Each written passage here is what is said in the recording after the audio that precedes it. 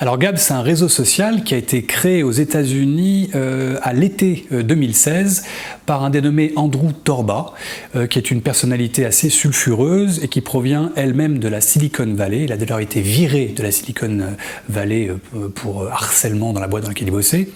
Et il a créé donc cette plateforme dont l'objectif est en gros d'accueillir tous les militants en gros de l'alt-right américaine.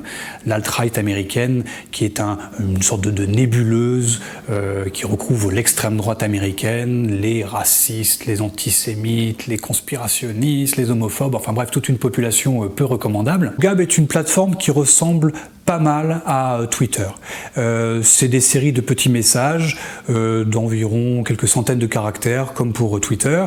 Les individus créent leur profil, produisent du contenu en ligne, on s'abonne à ces différentes personnes. L'écosystème est vraiment très proche de celle de Twitter. Elle se veut d'ailleurs un concurrent quasi direct de Twitter, même s'il y a des choses qui ressemblent également un petit peu à Facebook. C'est un hybride un peu entre les deux. Cette plateforme a pour symbole une grenouille verte.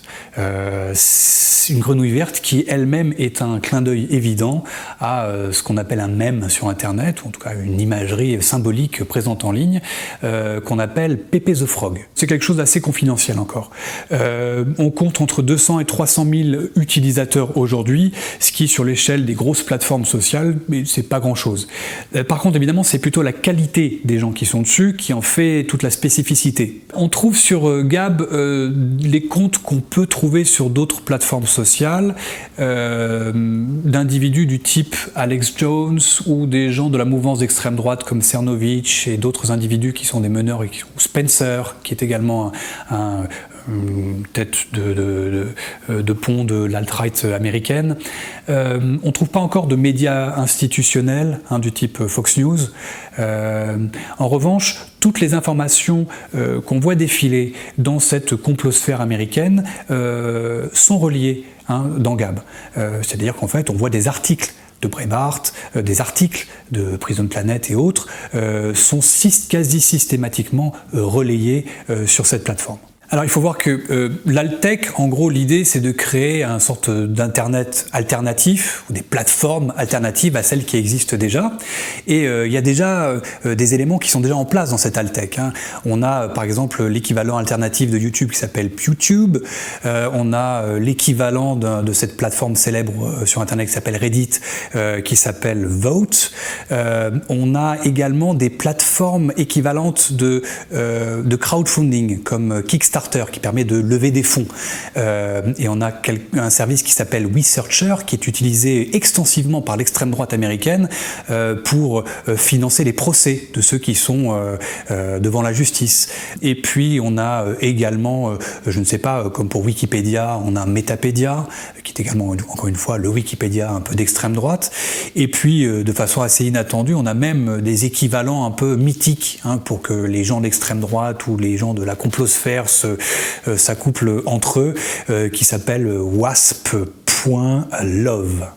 Gab a été créé en gros en 2016, a commencé à gagner en traction doucement en 2017, mais vraiment arrivé sur les radars des médias planétaires après l'épisode de Charlottesville. Vous vous souvenez probablement que l'été dernier, à Charlottesville, un suprématiste blanc avait tué une militante antifasciste et ça avait vraiment choqué l'opinion publique américaine et mondiale. Et après Charlottesville, il y a eu une prise de conscience, notamment par les grandes plateformes sociales en ligne, web en ligne, du fait qu'ils étaient responsables de la diffusion de ces discours de haine. Et ils ont donc décidé, ces GAFA, ces grandes plateformes, Google, Facebook et autres, de s'attaquer aux discours en ligne et de les censurer d'une manière ou d'une autre. C'est d'ailleurs durant cette période, après cet épisode de Charlottesville, que le site néo-nazi historiques Stormfront ou Daily Stormer ont été virés du net, que Facebook a décidé de fermer un nombre incalculable de comptes provenant de ces milieux toxiques d'extrême droite. YouTube a décidé de démonétiser un nombre faramineux de comptes YouTubeurs également d'extrême droite. Bref, une ambiance générale assez défavorable pour ces milieux extrémistes qui ont décidé donc de se retrouver derrière l'étendard de Gab et de se retrouver sur cette plateforme qui, elle, évidemment, ne censure pas comme peuvent le faire les autres grandes plateformes. Alors Gab a réussi à un coup de maître médiatique ces dernières semaines en attaquant en justice Google. Alors pourquoi attaquer Google? Simplement parce que Google a viré cette plateforme qui était présente à travers son application dans un espace qu'on appelle Google Play. Et donc Gab attaque Google en considérant que Google a censuré sa plateforme, sa possibilité de s'exprimer, et que Google profite d'un monopole en ligne. Gab, avec cette action en justice, est passé dans tous les médias américains, sur Fox News notamment, qu'il a reçu plusieurs fois, je crois.